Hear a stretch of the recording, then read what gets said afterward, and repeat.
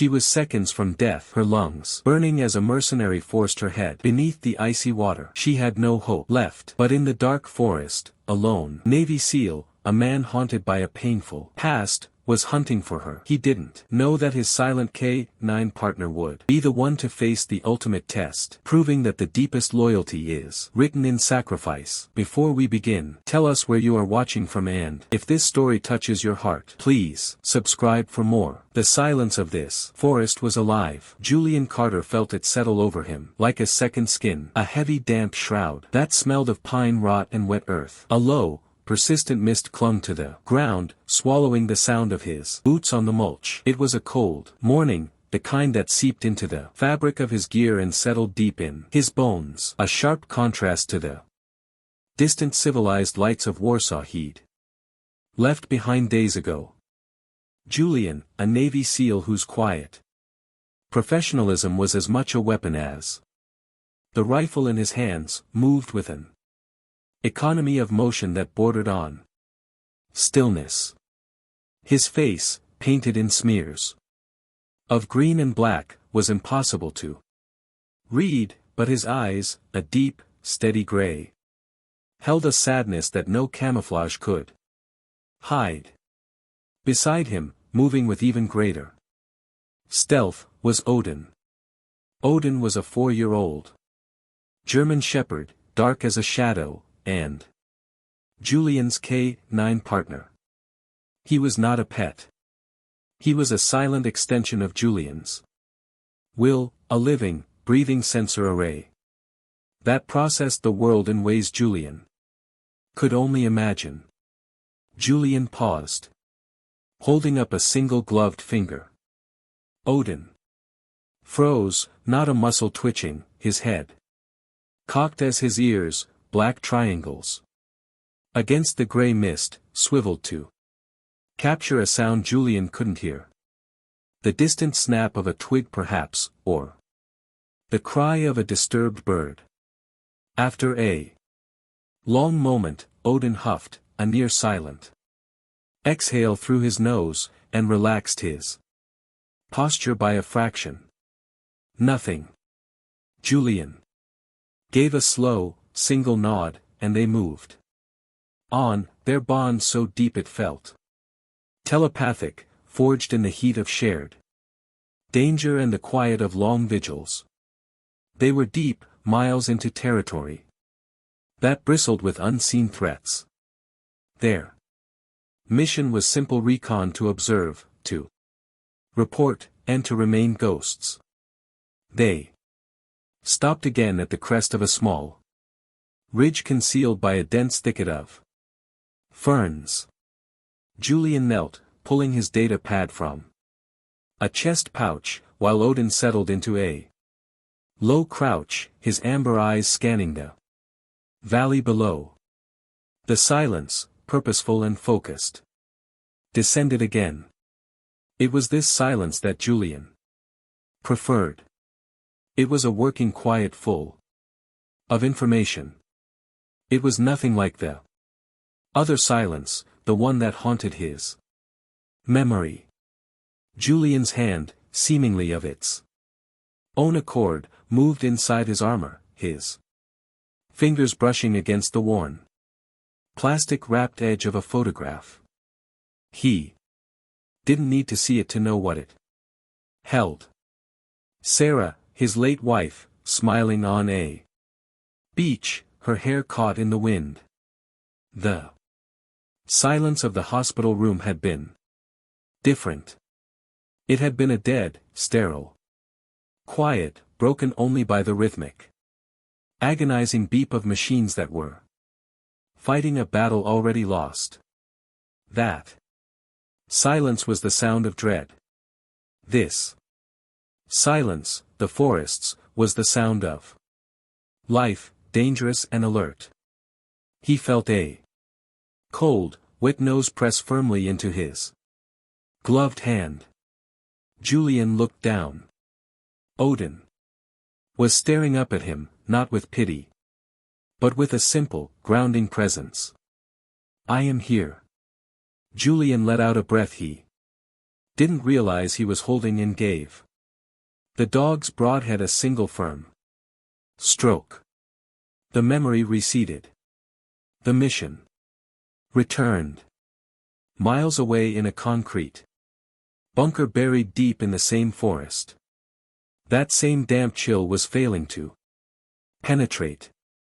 Flora Adams, a civilian signals engineer with a mind that moved faster than the code she wrote, stared intently at a bank of monitors. The air here was warm, recycled, and smelled faintly of hot electronics and strong coffee. Flora was brilliant in her late 20s with intelligent, restless eyes behind functional glasses. She was not a soldier, and she disliked the isolation. But she was here because she believed in the work. Her technology, a complex web of experimental relay nodes, allowed command to communicate securely, a system she had designed to save lives. She pushed her glasses up, feeling a familiar twinge of anxiety. This station was the bleeding edge of the grid, a vital link, and terribly, terribly alone. Her team consisted of a small four-man protective detail, professional soldiers who mostly kept to themselves in their own guard post. Flora ran the tech. She glanced at the sensor grid. A small yellow flag blinked in Sector 4. Atmospheric interference.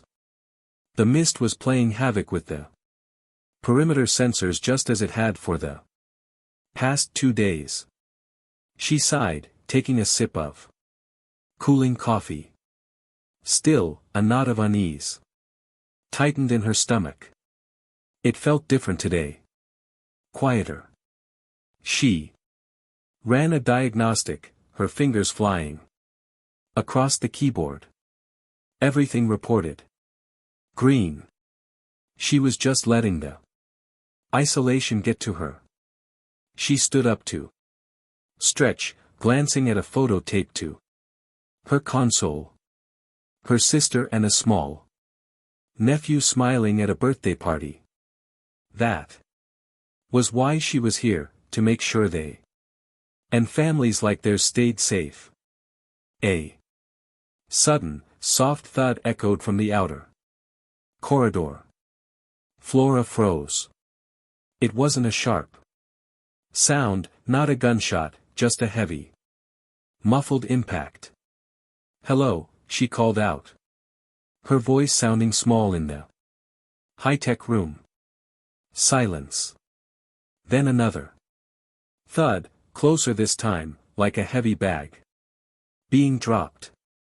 The small green light, indicating the outer door's integrity, suddenly switched to red. Someone was in the bunker. Her training, the brief, mandatory civilian course, kicked in. Not panic, but adrenaline. She didn't reach for a weapon she didn't have. She lunged for her console. She saw a shadow pass under the reinforced steel of her door. They were already inside the main compound. She had seconds. Her hands flew, ignoring the SOS protocol. Purge initiated, the computer's calm voice announced. Just as the words sounded, her door exploded inward. A man stepped through the smoke, not in a uniform Flora recognized. He was tall, dressed in tactical black, his face hardened by a chilling purpose. This was Kyle, the leader of a mercenary group, known for its ruthless efficiency.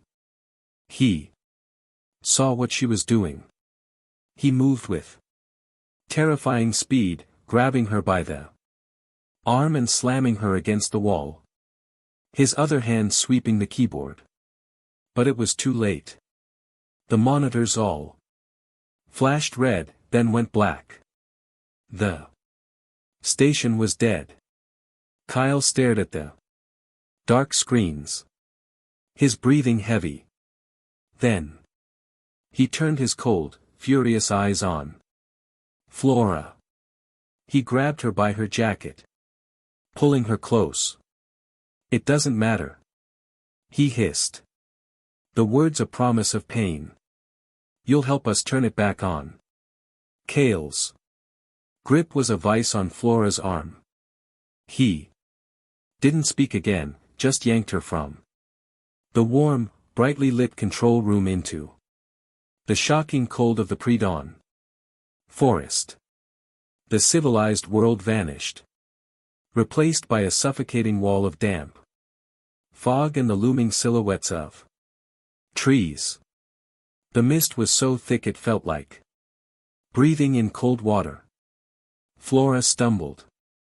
In her office shoes, useless on the slick carpet of pine needles and mud. Kyle didn't slow, dragging her forward with an impersonal, relentless strength. Another man, younger than Kyle, with nervous, darting eyes and a rifle held too tightly, fell in behind them. Kyle nodded at him. "Mika, watch our trail. No surprises." Mika, who looked barely out of his teens, just nodded, his face pale. Terror was a cold, sharp thing in Flora's chest, threatening to paralyze her. Her mind screamed, but she forced the panic down, focusing on the prayer that had anchored her since childhood. "Lord, make me an instrument of your peace." The words repeated in her head, a silent mantra against the crushing reality of the situation. Kyle was smart. He was moving her away from the station, but not in a straight line, angling toward a shallow ravine that would hide them from aerial view. He knew her value. He hadn't gagged her or bound her hands, knowing he needed her alive and functional. But he also underestimated her. As he dragged her through a particularly dense thicket of thorny bushes, Flora let her body go limp for a fraction of a second, intentionally snagging the bright blue woolen scarf, a gift from her sister, on a jagged branch. The wool caught and tore, leaving a noticeable strip of vibrant, unnatural color against the drab greens and browns of the forest. Kale grunted in annoyance at the momentary delay, but didn't look back. "Where there is hatred, let me sow love." They moved for what felt like an hour deeper into the mist. Flora's legs ached, and the cold was turning her shivers into painful, uncontrollable trembling. "Move faster," Mika hissed from behind, giving her a hard shove between the shoulder blades. The push sent Flora stumbling off the narrow game trail. She fell forward, her hands sinking into the mud. As she tried to right herself, her knee landed on something soft. She looked down. Even in the gloom, she recognized it. A patch of pale ghostly green amphilotus moss, a bioluminescent fungus she'd read about, known for its unique chemical signature. It was rare. This far north. It was a clue. As she pushed herself up, she deliberately twisted her heel, grinding the fragile organisms into the mud and the rubber treads of her boot, hoping the faint lingering scent would be enough for who? She didn't know. She just knew she had to try. "Where there is injury, pardon." Kale grabbed her arm again, his patience gone. "Enough. Walk." Miles away on the Ridge, Julian Carter saw the alert flash. On his data pad. It wasn't an SOS. It was a SIGINT event. Priority 1. The data burst from Flora's station. He opened the file. It was exactly what he'd expected. A millisecond of hypercompressed data. A chaotic scream of ones and zeros and then nothing. A perfect instantaneous flatline. Odin, sensing the tension radiating from his partner, crept closer, resting his heavy head on Julian's knee. Julian patched into the tactical channel. Base. This is Carter. I have a full system. Crash at Relay Station Echo 3. Requesting analysis. The reply came a moment later. The voice of Commander Thorne, his superior officer, filtered through static. Thorne was a good man. But a man who lived by data, not intuition. We see it, Carter. Analysis indicates a massive energy spike. Consistent with the magnetic storm. Activity in your AO. The stations. Fried. It's a shame, but it's offline. It's not your objective. Stick to the mission. Acknowledge.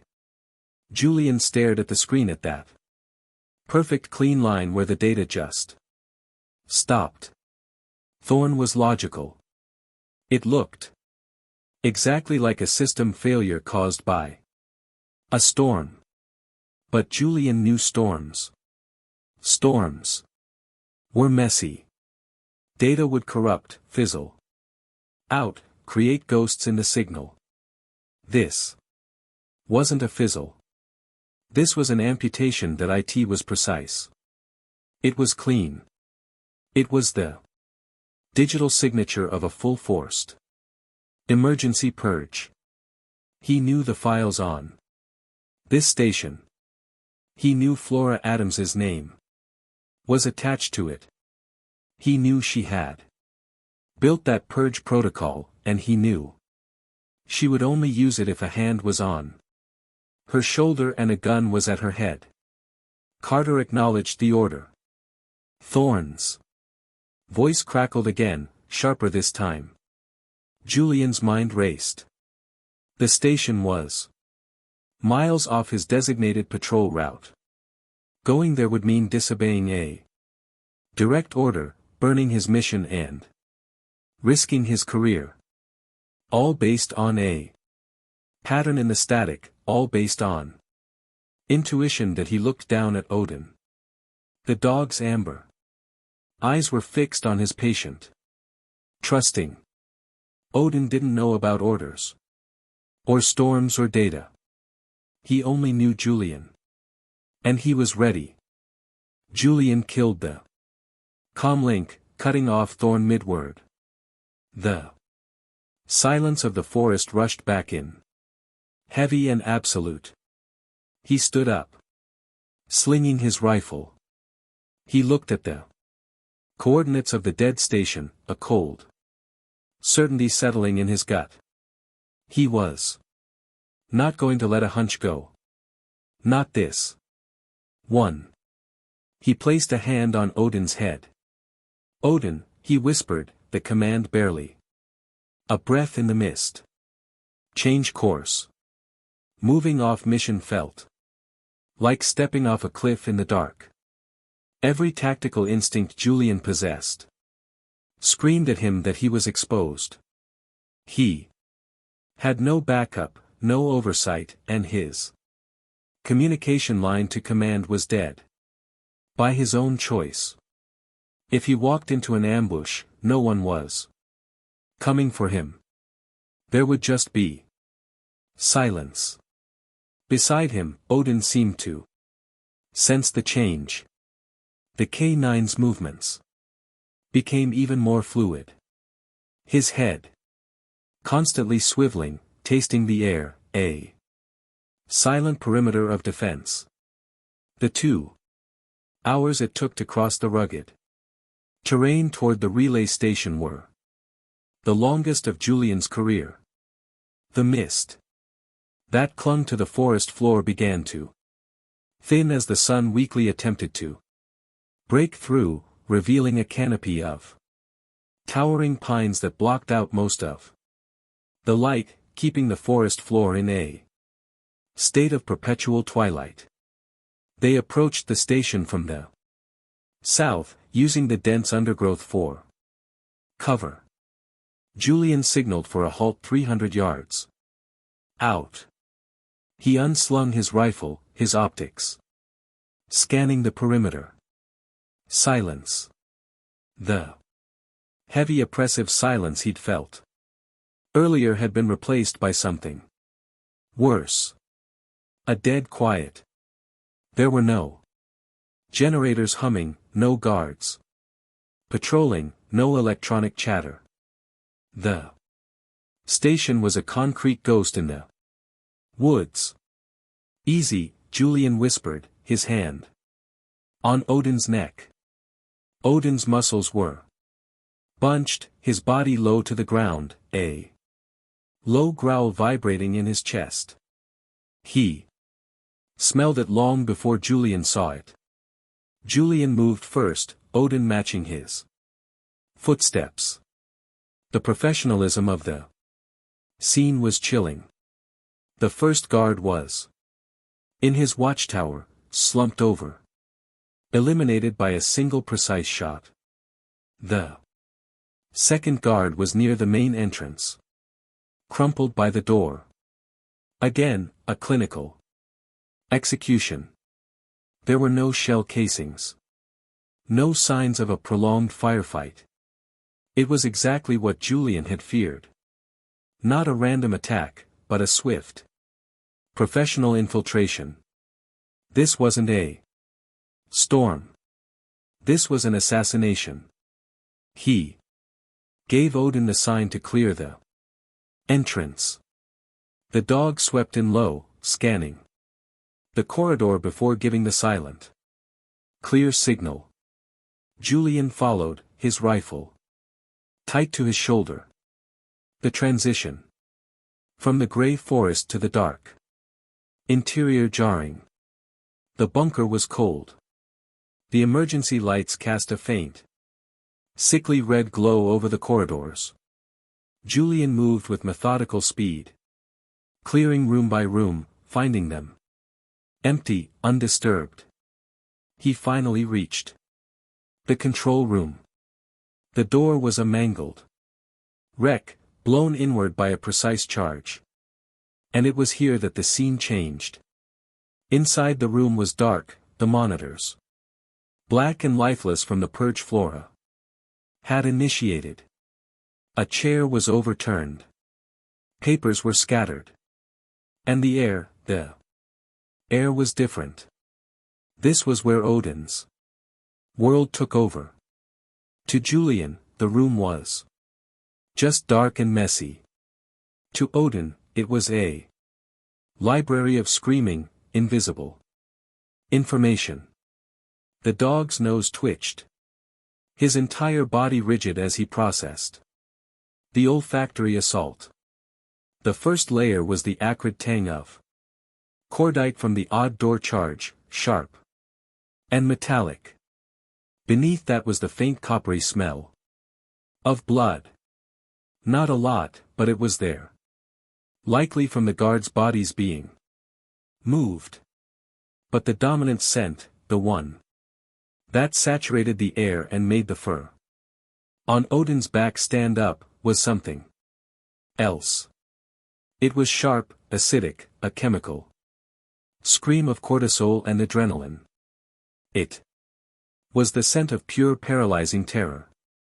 It clung to the console, to the overturned chair, to the floor. This was the scent of a victim. And then Odin detected the other scent. It was layered with the first one, but fundamentally different. It was also adrenaline, but it was the Cold, sharp scent of a predator, the scent of aggression and focused violence. It was the smell of Kale. Odin. With a high thin sound of distress he rarely made. He knew this combination. He had smelled it before in other dark places. It was the scent of the hunter. And the hunted. Julian, meanwhile, was using a small tack light, his eyes piecing together the human story. He saw the struggle. He saw the path they had taken. And then his light caught a flash of color near the mangled doorway, snagged on a piece of twisted metal from the frame. He moved closer and knelt. It was exactly what Flora had hoped for, a small strip of bright blue woolen fabric, the torn remnant of her scarf. Julian touched it. It was soft, civilian, and smelled faintly of something floral, a ghost of perfume in the sterile, terrified room. It was not military. It was not a weapon. It was human. The station logs had listed one civilian engineer, Flora Adams. The abstract data point on his screen now had a name. And the scent of terror Odin had found now had a victim. The last pieces clicked into place. The professional hit. The clean purge. The scent of terror. The civilian scarf. They hadn't just killed the guards. They had taken her. They needed her. This was no longer a recon mission. It was a rescue. Julian's internal debate about disobeying orders evaporated, replaced by a cold, hard certainty. He turned to his partner. Odin was still focused on the overwhelming scent of fear near the console. Julian tore the small strip of blue fabric from the doorframe. He knelt in front of Odin, holding the scarf out. The dog, recognizing the gesture, immediately pressed his nose into the fabric, inhaling deeply. The scent of Flora, the perfume, the wool, and the fear flooded his senses, overriding everything else. He now had a target. He knew who he was looking for. Odin looked up at Julian, his amber eyes intense, his body thrumming with purpose. Julian didn't need a map.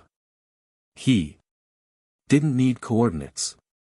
He had the world's most sophisticated tracking system kneeling in front of him. Odin. Julian commanded, his voice low and firm. Track. The command track was Odin's release. The dog surged forward. Not with the frantic energy of a chase, but with the locked-in, consuming focus of a hunter. His nose was to the earth, pulling in the complex layers of Flora's trail. It was a symphony of scents, the lingering terrified adrenaline from the control room, the faint floral note from the scarf, and now something new. It was the sharp chemical tang of the amphilotus moss she had ground into her boot. It was a clear, bright line in the alactory chaos of the forest, a trail of breadcrumbs only Odin could see. Julian moved behind him, his rifle in a low, ready position, his entire being focused on the dog, letting Odin's instincts guide his own.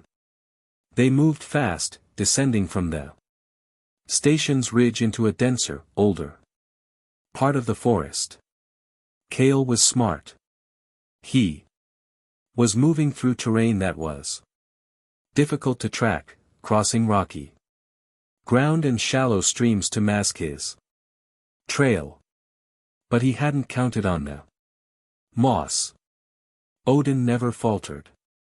After 20 minutes of rapid, silent movement, Odin suddenly stopped. He didn't look back. His entire body just went rigid, his head low, one paw hovering slightly off the ground. Julian froze. "What is it, boy?" he breathed. He scanned the ground. In front of the dog. It was a narrow game trail covered in leaves. Nothing. But Odin's posture was absolute. Trap. Julian knelt, his eyes inches from the ground, brushing the leaves away with agonizing care. His glove brushed against something hard and metallic, the edge of a pressure plate IED, perfectly concealed.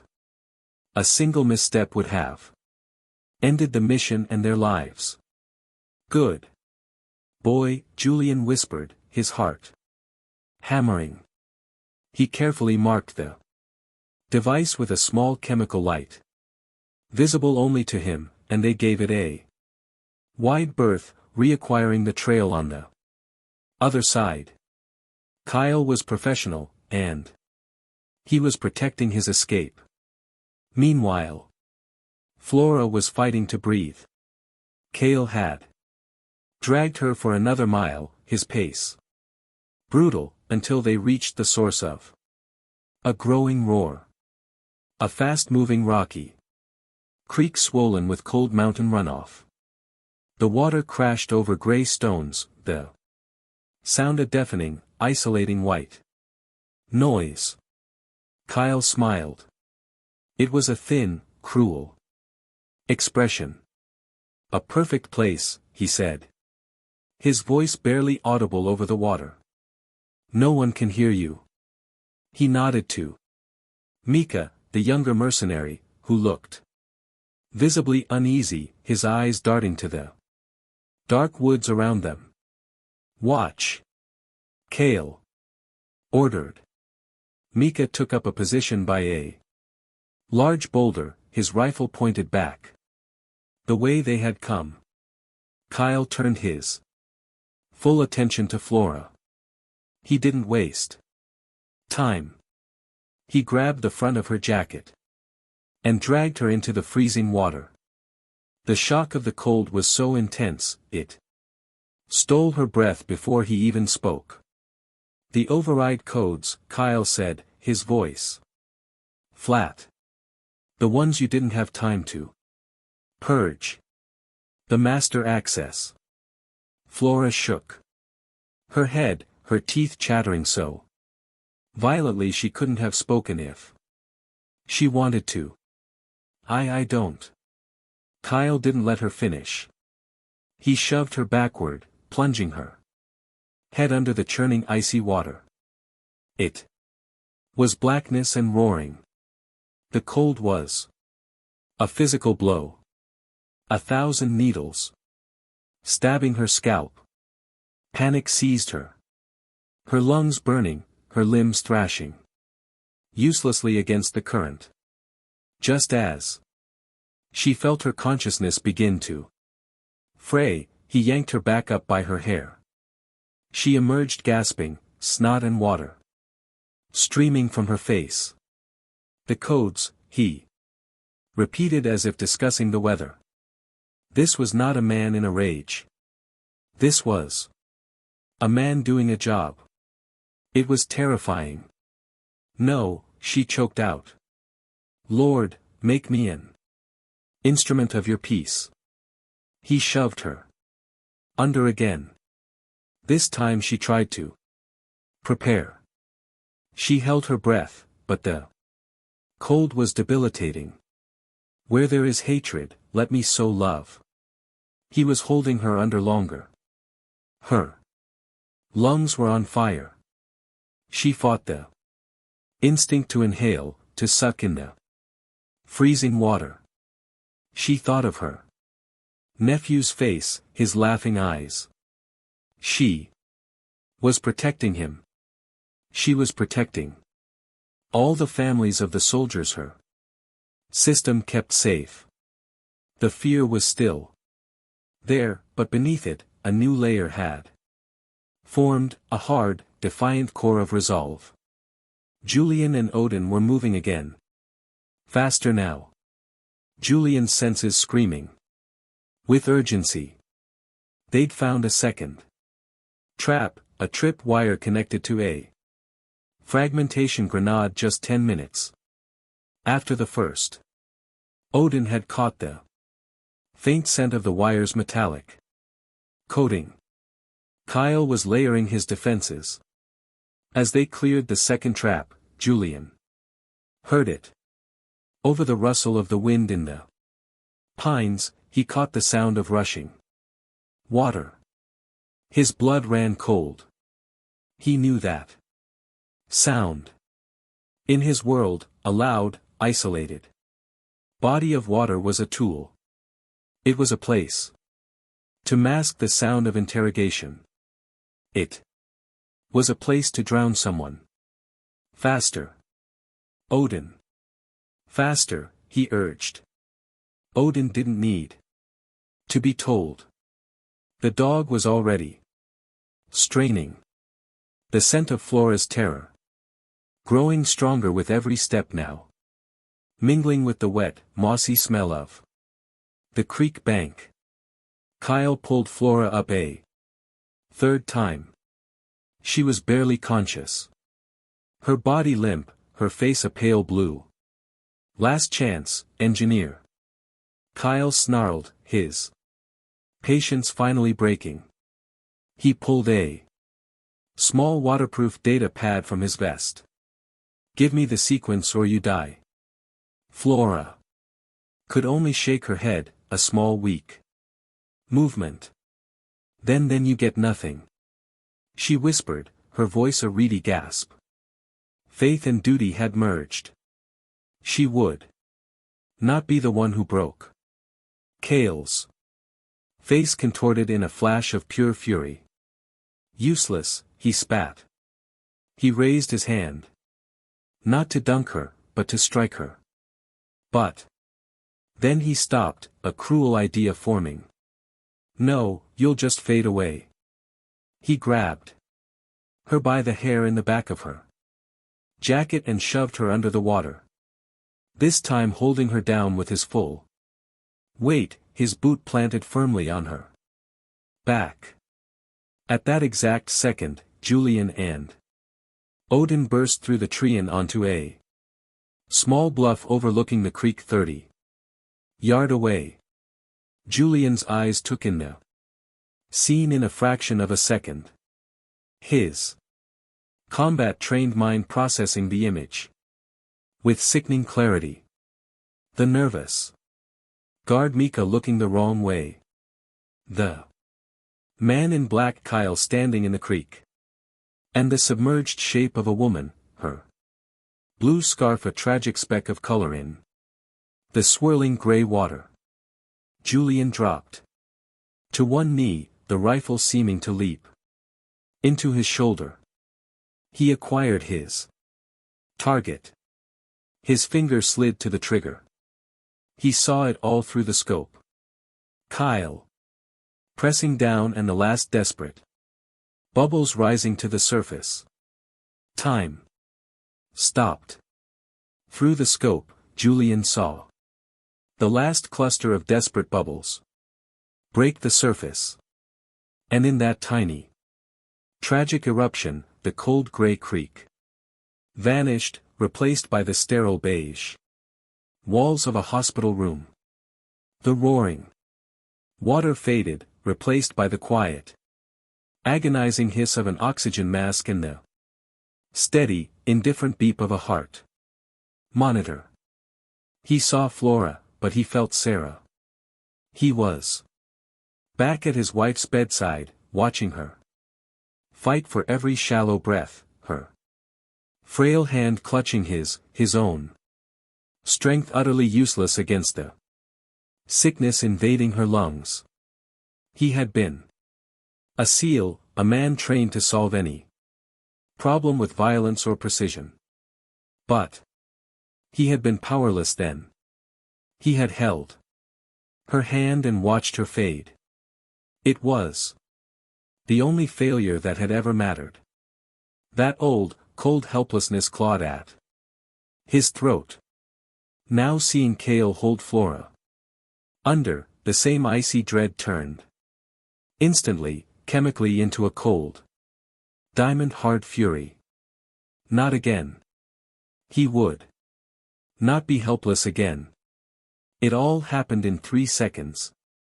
Julian's mind, fueled by that cold rage, became a perfect calculating instrument. His target acquisition was instantaneous.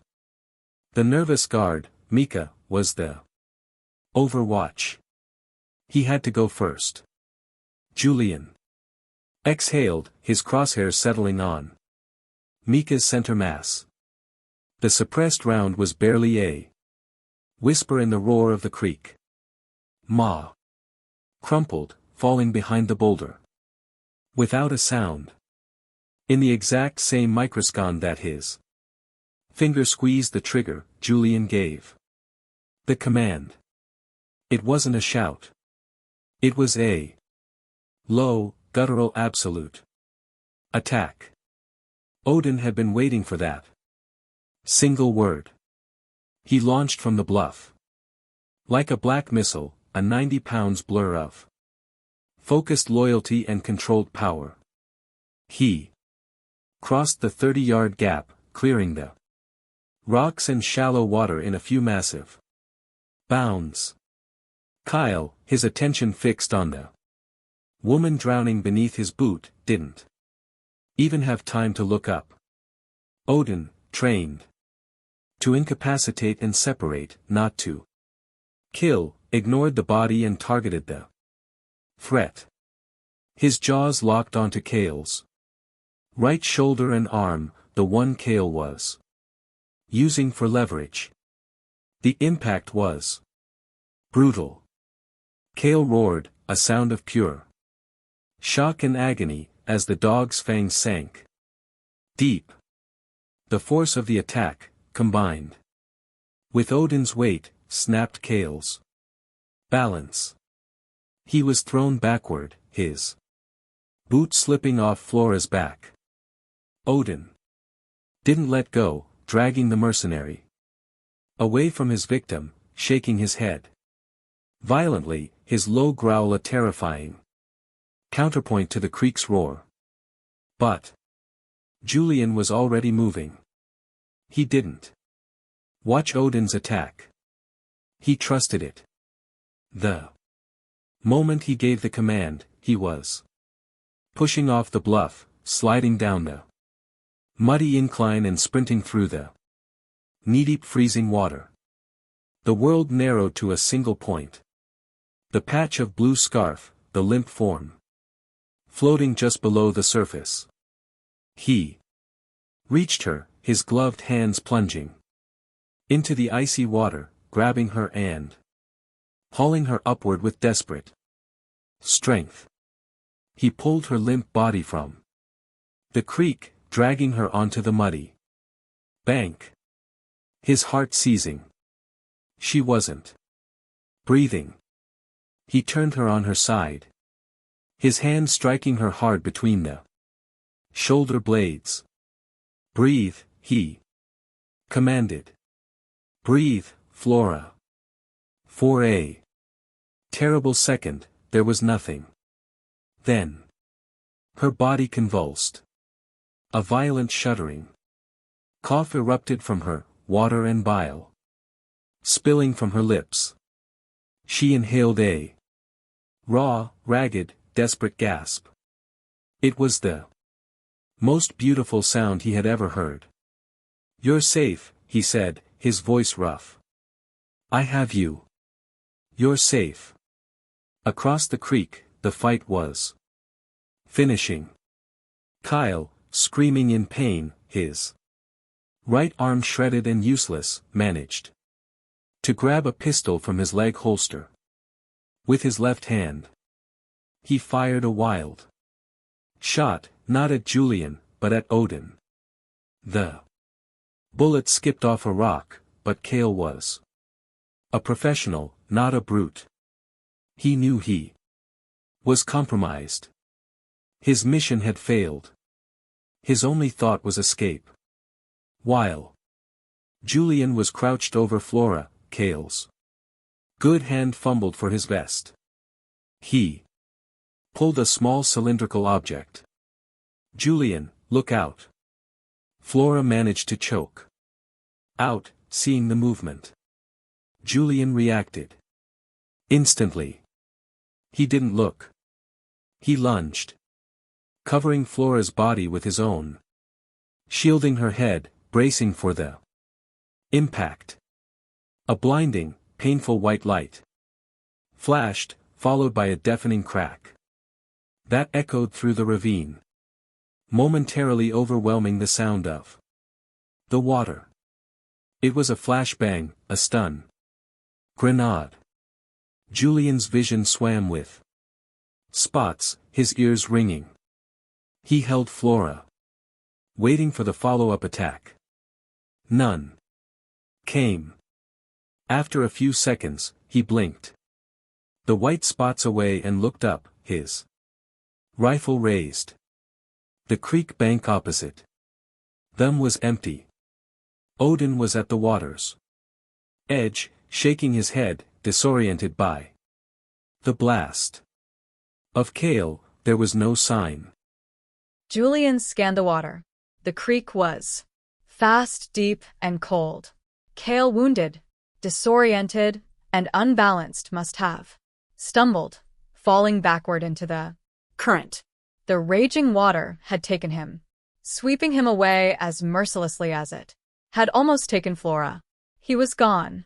The ringing in Julian's ear subsided, replaced by the roar of the creek and the pounding of his own heart.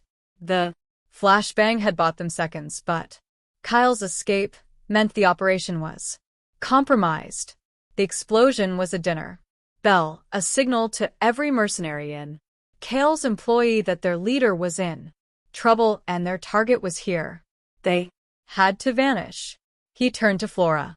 She was on her hands and knees, still, coughing, her body shaking in violent, convulsive waves. It wasn't just the cold. It was hypothermia, the creeping, insidious killer of the backcountry. Her lips were blue. Her skin was the color of ash. "Flora, we have to move," he said, his voice a harsh command. He pulled her to her feet. She cried out, her legs buckling. I can't," she stammered, her teeth chattering so hard she could barely form the words. "It's so cold." Julian saw it then. She wasn't resisting. She was shutting down. Her body was failing. The cold, efficient operator in Julian vanished, replaced by a harsh, urgent caregiver. He didn't have time for a full rewarming. He had seconds. "Odin, watch," he commanded. The dog recovered from the blast instantly, took up a perimeter, his head low, scanning the woodline they had just left. Julian dropped his heavy pack and tore it open, his movements precise, yanking out his hypo wrap, a thin, crinkling emergency blanket of reflective mire. "Arms up," he ordered. She was too weak to obey. He holstered his rifle, grabbed her, and shoved her arms through the armholes of his own outer thermal layer, which he had unzipped. He wrapped the crackling mire blanket around her torso, under his jacket, trapping his own body heat against her. It was a clumsy, desperate intimacy. He ripped a hydration bladder from his pack. "Drink," he ordered, forcing the mouthpiece to her lips. She weakly sipped the electrolyte water. Flora, in her freezing, disoriented daze, saw the shift. This man, this terrifying soldier, who had appeared like a ghost and unleashed violence, was now touching her with a gentleness that was almost clinical but undeniably protective. His hands were rough as he checked her for wounds from the rocks. But his voice, though firm, was steady. "You are safe," he repeated, not the way he had said it before, but as a statement of fact. She saw him look at Odin. The dog shifted and Julian nodded. A silent conversation that she, a civilian, could suddenly understand. She wasn't just with a soldier. She was with a team. A deep primal trust born of shared trauma and an undeniable sense of competence began to cut through her. Fear. She nodded, her shivering still, violent, but her eyes clearing. "Okay," she whispered. He pulled his pack back, on now lighter, and grabbed his rifle. He put his arm around her waist, pulling her tight against his side. "Stay with me," he said. Odin lead. The exfiltration was an agonizing, slow-motion nightmare. Odin took the lead, not tracking but scouting. He became their eyes and ears, his movements a fluid, silent dance through the undergrowth. Julian half carried, half dragged Flora, forcing her numb legs to move one agonizing step at a time. Every snapped twig, every rustle of the wind sent a jolt of adrenaline through him. He was off his route, his mission compromised, and he had a non-combatant. It was the worst-case scenario. Flora, for her part, focused on the only two things that made sense: the rhythmic, steady breathing of the man beside her, and the black silent shadow of the dog that moved ahead of them. They were her lifeline. They had been moving for 20 minutes, climbing a steep, muddy embankment, when Odin suddenly stopped. He didn't look at a threat. He just froze, his nose high, sniffing a cross breeze. Julian froze too, pulling Flora into the shadow of a large pine. He listened. Nothing but the wind. He put a hand on Odin's flank, feeling the tension in the dog's muscles. "What is it?" Odin didn't look back. He just tensed. They were near an old, overgrown logging path, a natural thoroughfare. And they weren't alone. Suddenly, Odin lunged. But he didn't lunge at an enemy. He lunged at them. He slammed his 90 pounds body sideways into Julian's legs, using his head to shove Flora. The impact was unexpected and brutal, knocking both Julian and the already unstable Flora off their feet, sending them tumbling down into the muddy ditch beside the path. As they fell, Flora cried out in surprise. At the exact same second, the air above their heads tore apart. Seep. BR. A burst of automatic gunfire, loud and terrifyingly close, ripped through the exact spot where they had been standing. A patrol. Odin hadn't just sensed them. He had sensed their intent. He had saved their lives. Julian didn't breathe. He lay in the mud, his rifle up, his arm holding Flora down, his heart hammering. Odin was flat beside them, unmoving. They heard shouting, men's voices, angry and confused. 50 yards down the path, the patrol was sweeping the area. Julian knew they wouldn't stay hidden for long. He had to move. Now, he whispered. He scrambled up, pulling Flora with him, and they plunged back into the thickest part of the forest, adrenaline giving Flora a temporary, desperate strength. They ran, crashing through bushes, ignoring the branches that whipped their faces. They ran until their lungs burned. Finally, they reached the edge of the woods, a wide opening that Julian recognized from his maps. The extraction point. It was open. It was dangerous, but it was their only way home. They were safe. And then from the woods behind them came a sound that chilled Julian's blood more than any bullet. It was the deep, frantic baying sound of dogs. Not one dog, a pack. The patrol had unleashed their own kinds. They were out of time. The baying of dogs was a death knell. It was deep, frantic, and getting closer. They have dogs, Flora whispered, her voice cracking with a new, sharper terror. Julian didn't look at her. He was already moving, his fingers flying over his satellite communicator, shielding it from the mist. His voice was low, fast, and stripped of all emotion. Mayday, mayday, mayday. This is Carter. Broken Arrow. I am off route. Engaged, civilian in tow. Requesting immediate hot extraction. Emphasis on hot. EP1 open field. How copy? The reply was a burst of static, then a voice.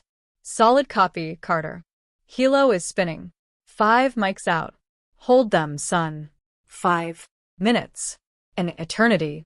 Julian grabbed Flora, hauling her to her feet. The open clearing stretched before them, a 300 yards. Sea of tall, dead grass ending at a slight rise. It was a perfect kill zone, but it was their only way. We go now, he said. Do not stop. Do not fall. If you fall, I will drag you. Odin, the dog, who had been staring intently at the woods, snapped his head back to Julian. He'll watch our 6. Odin understood. His role changed. He was no longer the scout. He was the rear guard. Julian wrapped his arm around Flora's waist, and they burst from the tree and plunging into the open. It was like stepping onto a stage under spotlight. They were halfway across.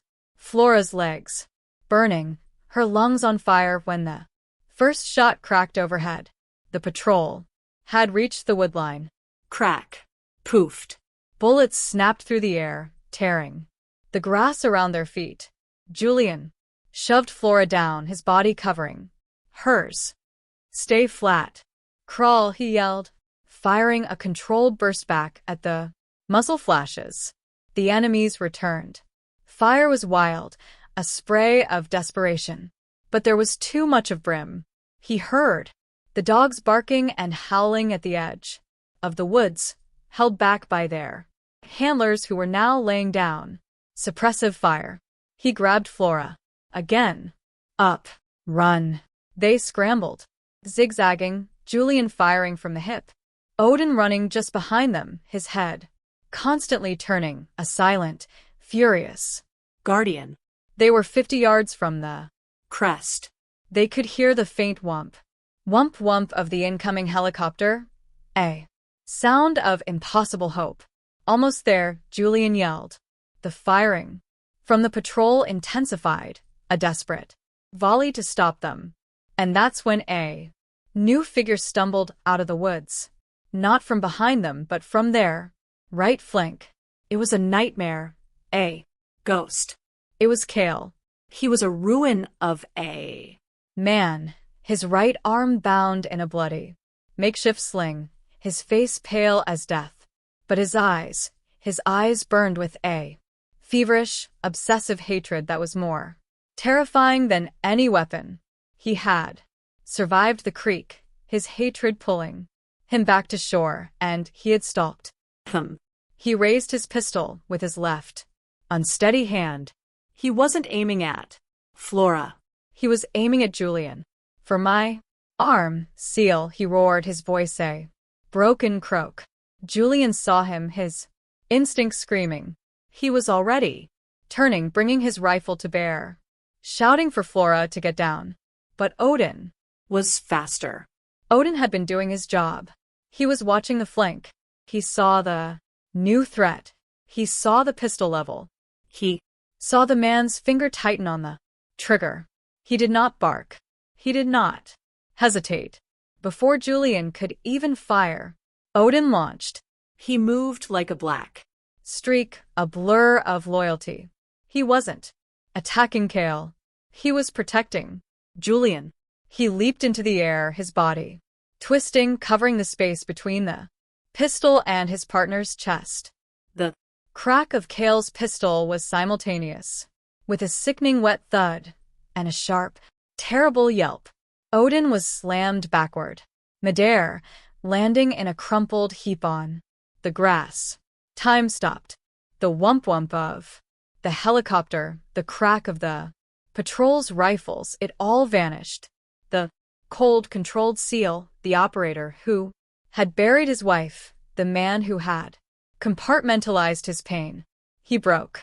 A roar of pure, unfiltered anguish tore from his throat, a sound that was not human. He didn't just aim. He unleashed. His rifle bucked against his shoulder. 1, 2, 3, 4 rounds, striking Cale in the chest, driving him backward until he fell and did not move again. Julian didn't look at the other threats. He dropped his rifle. He scrambled on his knees to where Odin lay. No, no, no. No, he whispered. The dog was on his side, his breath coming in shallow, wet Pants. There was a dark, terrible stain spreading on his ribs. He whimpered, his tail giving one weak thump. No, boy. Stay with me, Odin. Please. He pressed his hands to the wound, his combat-trained medical skills useless against the flood of his own grief. This wasn't AK-9. This was his partner. This was the living, breathing being that had pulled him from the darkness. After Sarah died, this was his family.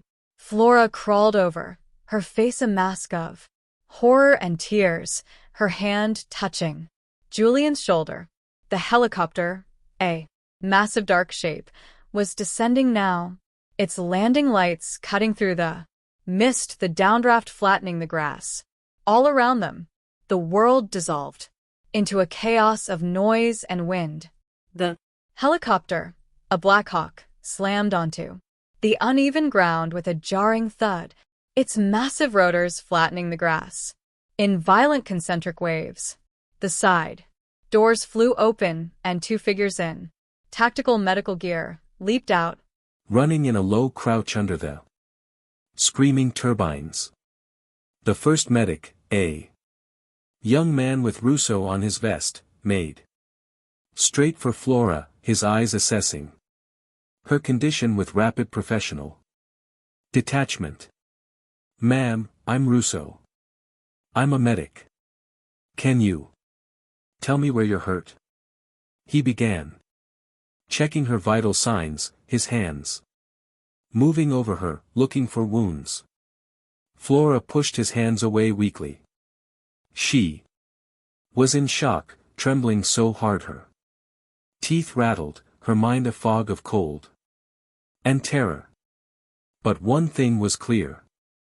She pointed a shaking finger past him toward Julian, who was still kneeling in the mud, his hands pressed uselessly against Odin's bloody side. Him, she choked out, her voice a raw whisper. He saved us. Save him, please. Russo looked confused, his priority fixed on the human victim. But the second medic, an older, calmer man with chin on his fatigues, understood immediately. Sergeant Chen was a K-9 handler before he was a flight medic. He recognized the bond, and he recognized the look of shattered despair on the face of the SEAL. He moved past Russo, dropping his primary trauma bag and grabbing a smaller specialized K-9 kit.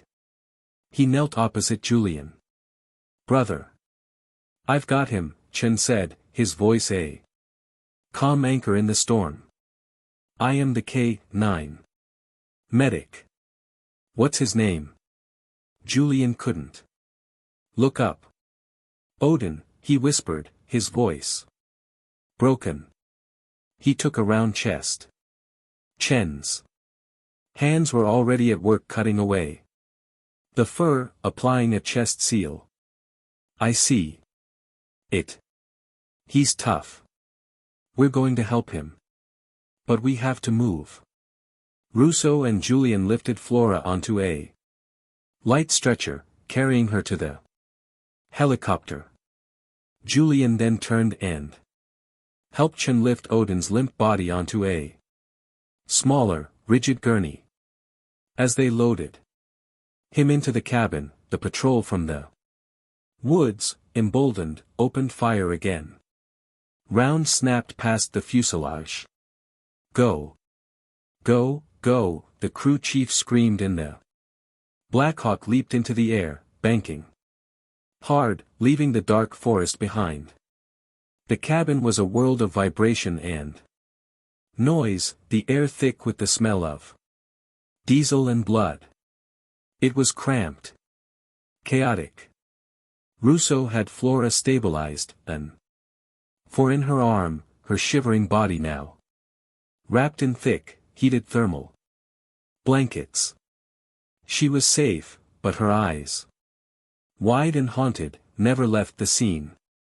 On the cabin floor, Julian was there, refusing to sit, kneeling beside Sergeant Chen. They were working on Odin. Chen had an 4 in the dog's leg, pushing fluids. Julian's job was simple. Apply pressure. His hands, caked in mud, and Odin's blood were pressed hard against the wound, trying to stop the bleeding that seemed to come from everywhere. But he was shaking. The cold, precise seal was gone.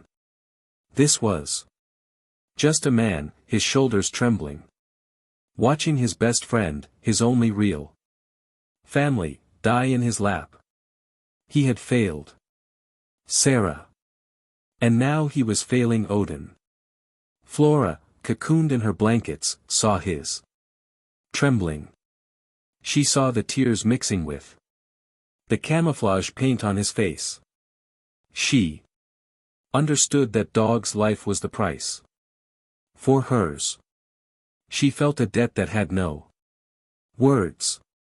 Slowly, ignoring the medic's protest, she reached out her free hand.